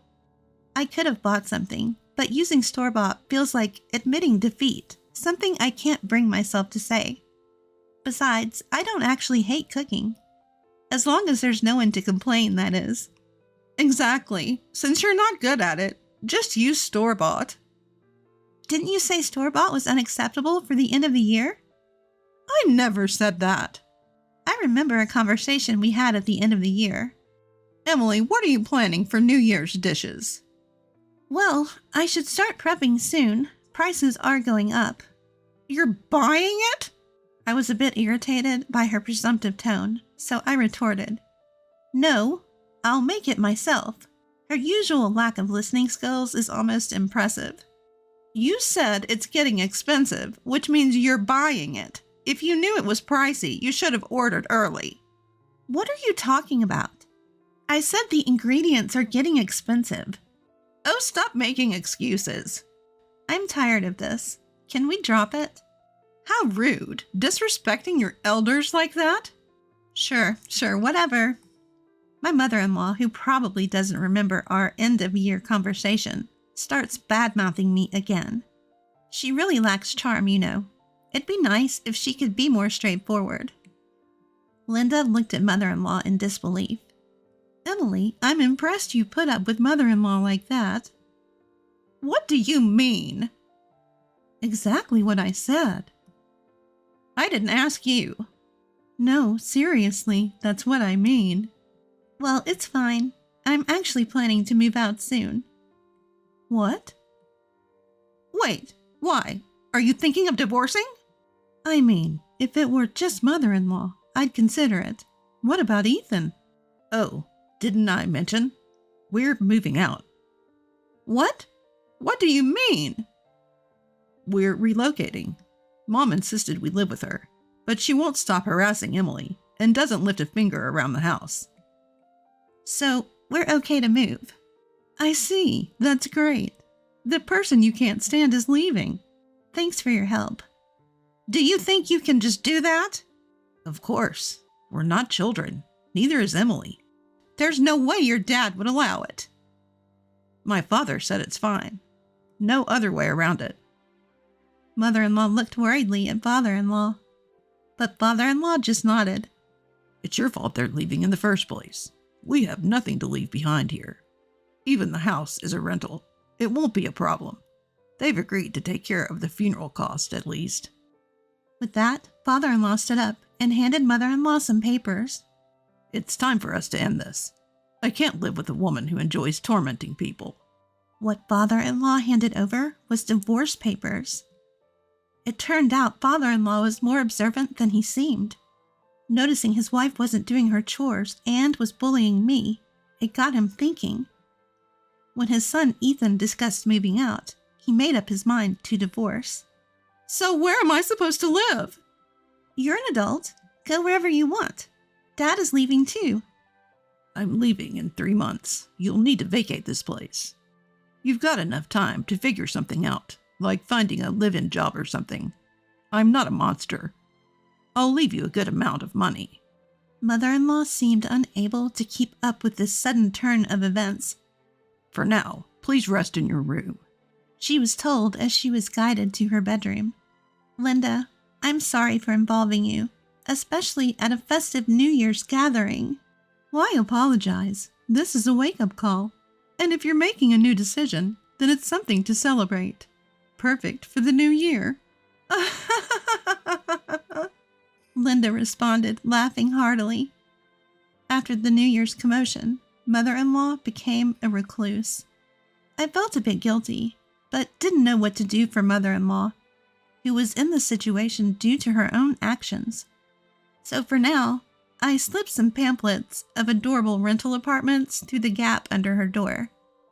Places she could afford with the savings father-in-law had told me about. For a while, I heard her sobbing from inside the room. But since she's alive, she should be fine. The food I placed outside her room is also completely gone. After some time, perhaps realizing we were not paying attention to her, mother-in-law left the house for a few days. We, on the other hand, continued to live our lives as usual without being particularly concerned. When mother-in-law returned, she exclaimed, "Why aren't you worried about me?" "Ah, welcome back. You're an adult. I figured you might be traveling or talking to real estate agents. We would hear from you if something came up. Perhaps this was not the reaction mother-in-law was expecting, as she retreated to her room again, saying, Fine. That's when I said, you can keep to yourself, but you really should decide on a place to live soon. Last-minute rentals limit your options, and you won't be able to hire movers. Noting that I wasn't there to comfort her, she retorted, This is all your fault in the first place. What is? You marrying Ethan, that's what. We did get your approval, you know. Although, to be honest, we're in an era where we could get married without it. I didn't like you from the first time you were brought here. You seemed too cheeky. I was polite. It was my mother-in-law who ignored me. So I figured she wasn't interested in having a good relationship. That's why I refused to live together in the first place. Truth be told, living together was never part of the original plan. I knew I didn't get along with my mother-in-law, and Ethan wasn't keen on the idea either. But we moved in because it was becoming hard for them as they aged, and my father-in-law asked us. Probably it was hard to stomach my mother-in-law's bad cooking day after day, and she wanted someone to do household chores for her. Now I think she suggested living together just to make my life miserable. I just thought you needed some discipline.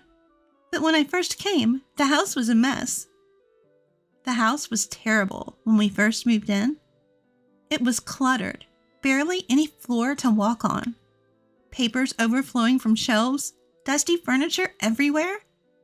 The fridge was a mix of expired food and new food, making it hard to use, and the vegetable drawer had rotting produce.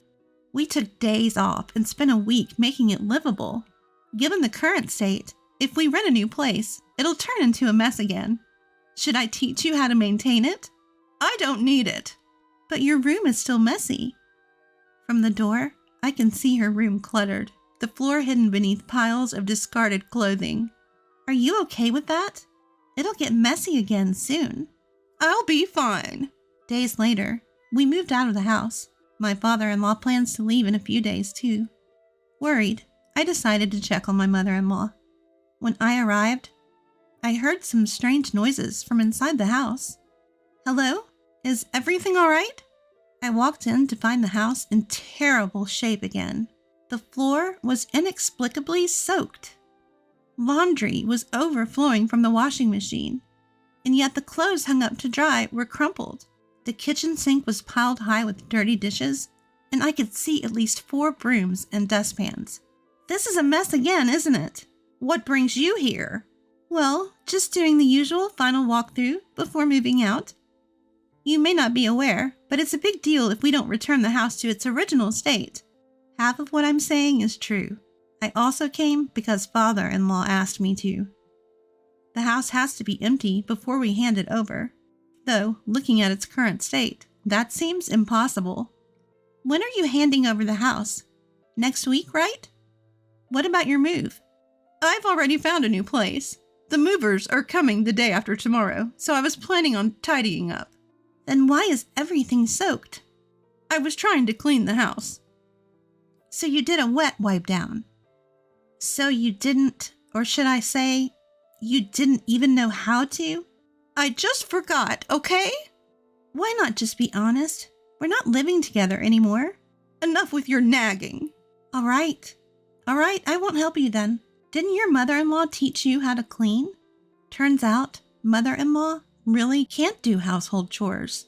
Her mom was proficient at them, but assumed mother-in-law would naturally learn, so she never taught her.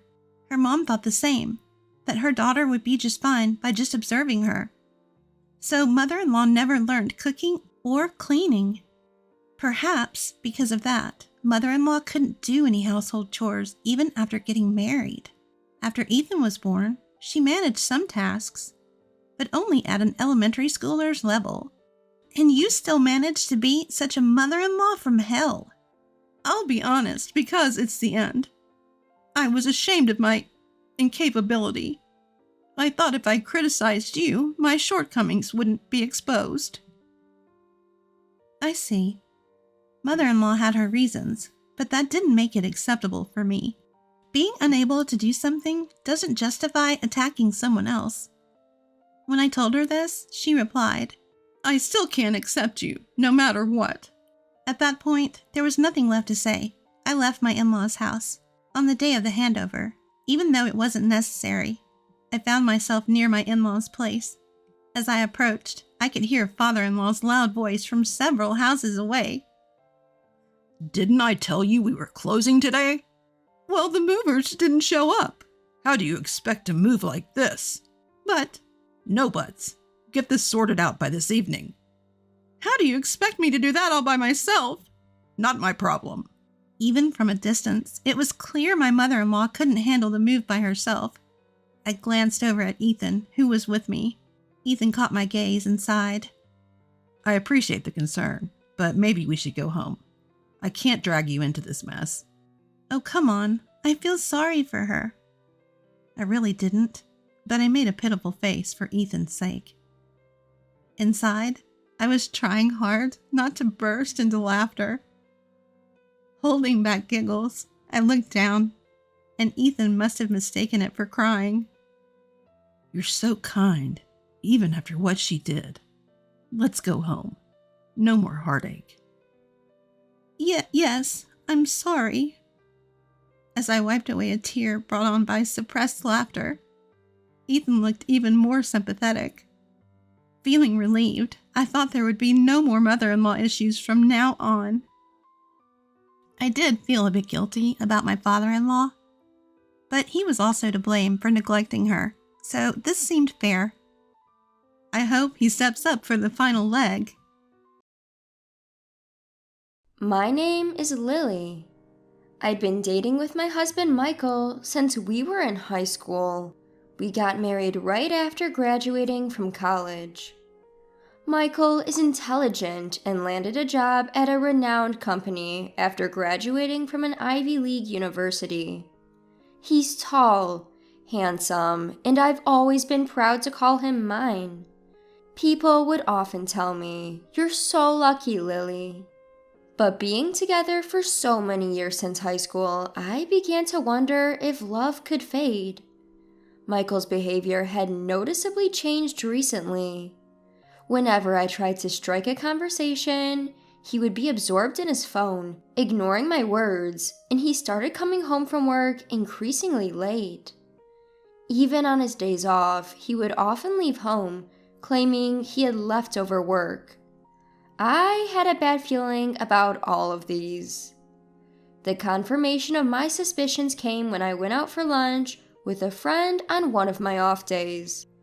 That day, as usual, Michael left the house early in the morning, saying he hadn't finished his work and left me alone.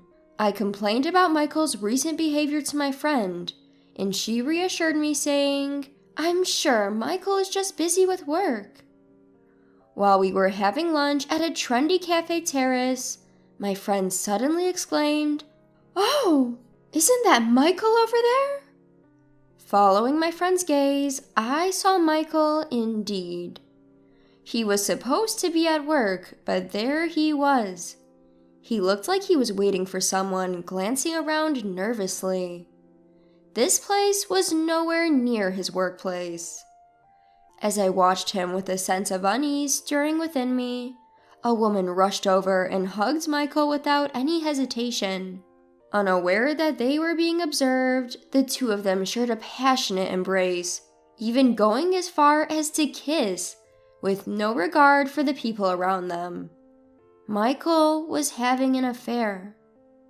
The shock of that revelation was overwhelming, but what gave me an even bigger headache was the fact that I knew the woman he was with. I couldn't immediately respond when my friend asked me, with my face put down on the table, "Are you okay?" My friend, who had attended the same high school, probably had realized who Michael's affair partner was too. The woman who embraced Michael was my younger sister. It's Sophia. Sophia was always a selfish child. She would always snatch my toys, and when I got angry, she would cry and lie, "Lily's bullying me." I never understood why she was so twisted, but Sophia always picked on me in various ways. One of the reasons why I married Michael right after graduating from college was because I didn't want to live with Sophia anymore. I can't believe that Sophia was having an affair with Michael. Feeling shocked and hurt, I was comforted by my friend and made my way back home. My friend had been very worried about me, but I reassured her, saying, "I'm fine. I'm going to divorce Michael anyway." And then we parted ways. Until Michael returned home, I spent my time in our house, curled up on the sofa, without turning on any lights. I couldn't clearly tell if the tumult of emotions inside my chest was sadness, regret, or perhaps anger. Michael came home late at night without even an "I'm home" greeting when he entered. When I stood up abruptly in the darkness, Michael grimaced, saying, "Whoa, you scared me. Don't do that." "Michael." "What now? I'm tired from work. I'm going to take a shower and go to bed." "I saw you today in the afternoon. You were hugging and kissing Sophia, weren't you?" Telling Michael this with a voice so low I doubted it was my own, Michael looked surprised at first, but soon laughed scornfully at me. "Haha, the cat's out of the bag, huh? Yes, I've been cheating on you with Sophia. Sophia is way cuter than you, Lily. I just couldn't help myself. I've grown tired of you." Stunned for a moment at Michael's nonchalant admission, I snapped and threw a cushion from the sofa at him. "What the hell are you doing?" Michael roared, and I yelled back at him. "Why are you openly admitting to cheating? You could at least lie about it. And why, out of all people, is it Sophia?" Seeing Michael's attitude, showing no intention of hiding his infidelity, I felt utterly wretched. When I started sobbing and yelling, Michael grimaced in annoyance and said, "You're so annoying." "It's too late now. I've been seeing Sophia since we first entered college. Since you never noticed, Sophia and I laughed about how oblivious you were, Lily." "Then why did you marry me?" "Because Sophia said she had debts. I love Sophia, but I thought I couldn't marry someone with debts, so I settled for you, Lily." Loving her, settling for me, how much more do you plan to ridicule me? "This is the last time, Lily. Let's get a divorce. Sophia said she's finally paid off her debts, so I'm going to marry her." To Michael, speaking as if it was nothing, I screamed, "Call Sophia right now!" I couldn't think of forgiving either Sophia or Michael. A feeling of vengeance blazed like a flame inside my chest. Michael said, "Sophia must be sleeping by now," and showed concern for Sophia, so I slapped his cheek. After all that he had done, I thought at least one slap was permissible. "What are you doing?" Ignoring Michael's anger, I called my parents' house. Instead of Sophia, my mother answered the phone. "What's wrong, Lily? It's late." I explained the situation to my surprised mother through my tears, and she said she would bring Sophia over right away. While waiting for Sophia and my mother to arrive, Michael showed me a signed divorce paper.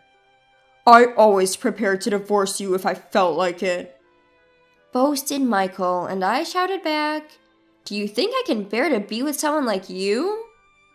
The doorbell rang, and when I went to the hall, my always calm mother stood quietly, while Sophia had a big smile on her face. "Sis, you finally noticed Michael in me, huh?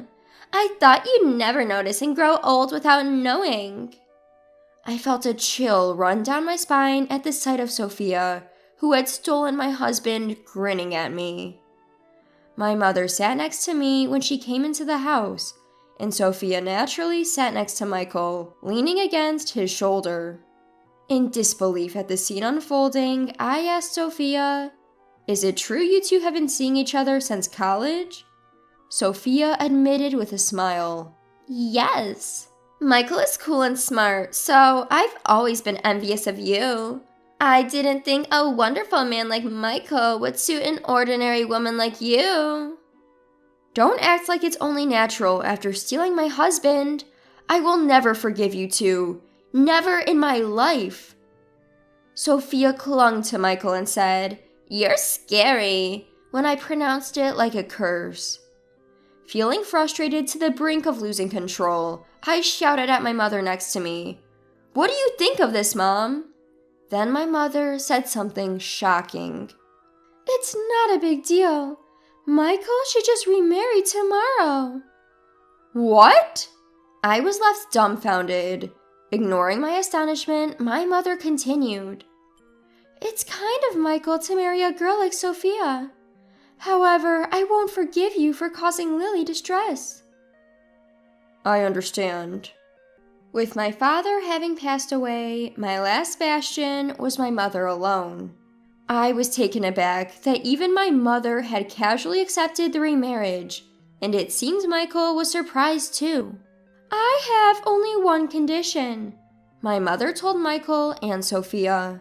"I cannot forgive Sophia for hurting Lily. I will quit being your mother, so don't accept any help from me. Please remarry with that understanding." The two agreed with a smile. "Then, for Lily's sake, leave quickly," she said, chasing them out. I asked my mother in a trembling voice, "Why did you say it was all right with them?" "Well, those two."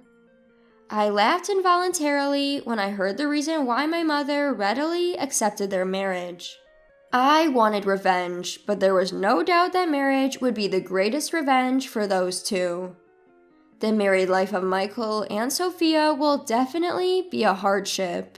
Knowing this, I felt a bit brighter. Several months had passed since then. I was heartbroken at first, but I quickly got my energy back. I began to eagerly anticipate when Michael would notice the truth that Sophia was hiding.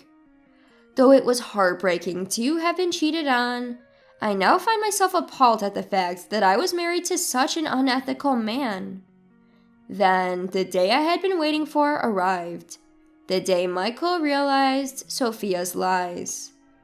This became clear when Michael barged into my home. Hey, help me!" In the middle of the night, he was frantically ringing my doorbell, crying out for help. When I asked through the door, "What's going on?" Michael exclaimed through his tears, "Sophia is chasing me with a knife!" It must have been truly horrifying as Michael, sobbing, relayed the situation. He had realized the lie Sophia was telling just a few days before. Yes, Sophia's debt repayment was nowhere near completion. Sophia, who adores dressing up, would impulsively buy any clothing or accessories she wanted, even if it meant going into debt. Yet, Sophia hated working and was always out having fun, so her mother had been paying off all Sophia's debts until she remarried. After marrying Sophia and realizing this truth after some time, Michael was furious at being lied to. At first, Sophia cried and apologized, but it seems Michael vented his pent-up frustrations at her. Sophia was incapable of doing any housework, and the house was a complete mess. The house was filled with the things Sophia bought, and when Michael complained about Sophia spending all of his money, Sophia lashed out and brandished a knife. While listening to Michael's cries through the door, I calmly called the police. Of course, I reported that my ex-husband was causing a commotion at my doorstep, and it was frightening. Not to help, knife threatened Michael. When the police promptly arrived and restrained Michael, he screamed, "No, you've got it wrong. I'm being chased by Sophia with a knife." Unaware of the commotion, Sophia arrived, a knife in her hand. She broke into the scene in her worst timing, and she panicked. "Wait, what's happening?" Michael and Sophia were taken away in separate police cars. "I told you, those two could never be happy," my mother later said. "That's why I said it's a good thing." Sometime after, when I visited my parents' house and told them about the incident, my mother smiled and said that Just as my mother had predicted, Michael and Sophia were unable to lead a peaceful life and continued to have a major row even after being released by the police. Michael, who declared, "I will definitely get a divorce," and Sophia, who was after Michael's money and insisted, "I will definitely not get a divorce." Their opposing views clashed head-on, and the loud arguments soon had them back under police care. "My goodness, they're always causing trouble for the police," my mother sighed. After that, I led a peaceful life, and a few months after the incident, my mother informed me Sophia got a divorce. Sophia's shopping addiction did not break, and it seemed she had spent most of Michael's money by the time of their divorce. Sophia naturally returned to her parents' house, but my mother reportedly kicked her out, saying, "We're no longer family. You're a stranger now." Sophia has lost her place to stay, so now she is reluctantly working to pay off her debts. I received a call from Michael. While answering Michael's call, thinking to myself, "Oh, I forgot to block his number," he started trying to worry about my mood with a honeyed voice. "Lily, I didn't realize who really mattered to me. I think I continued dating you because my true feelings were always for you. I'll try my best to get your forgiveness, so please, be with me again." No, that's creepy. I realized you saw nothing when you cheated on me with Sophia, and I don't need you to tell me something I already know. I said just that with a cold voice, hung up, and then blocked his number. I thought this would be the last time to talk with Michael, but the next morning, as I left home from work, I was shocked to find him crouched outside my apartment. "Lily!" As soon as he spotted me, Michael, whose eyes lit up like a puppy's, once looked handsome to me, but now he seemed as repugnant as filth. I ignored him and started to walk away, but Michael started to follow me, saying, "I'll change my ways," and "I'll do anything to be forgiven." To that, I only gave him one answer. "I told you, didn't I? I'll never forgive you." Looking at Michael's stunned expression, I thought to myself, why does this idiot think he can be forgiven? And sighed deeply. If you follow me again, I'll have to call the police. If you don't like that, never enter my sight again. The fact that Michael had had a run-in with the police because of Sophia had become the talk of his workplace, and I knew it was making him uncomfortable. Michael had been on the career fast track, but now he is off the track because of Sophia. If he got into trouble with the police again, there's no doubt that he wouldn't be able to stay at his job anymore. Perhaps he understands it, so he hung his head when he heard the word police and stopped following me. Since that day, I haven't seen Michael. After a disastrous marriage, I spent several years thinking, I don't want to fall in love again. Thanks to my dedication to my job, I climbed to the top position among the women in my company. Although I thought I was too busy enjoying my work to think about love, a younger colleague confessed his feelings for me. Despite rejecting him several times, he persisted, saying, "I'll definitely make you happy." So I started dating him. Now we live together. The man who appeared in my life, which I knew nothing about beyond Michael, is very kind. And when he found out about my past, he promised, "I will never betray you." I'm still scared of getting married, but I hope that someday I can take that step with him.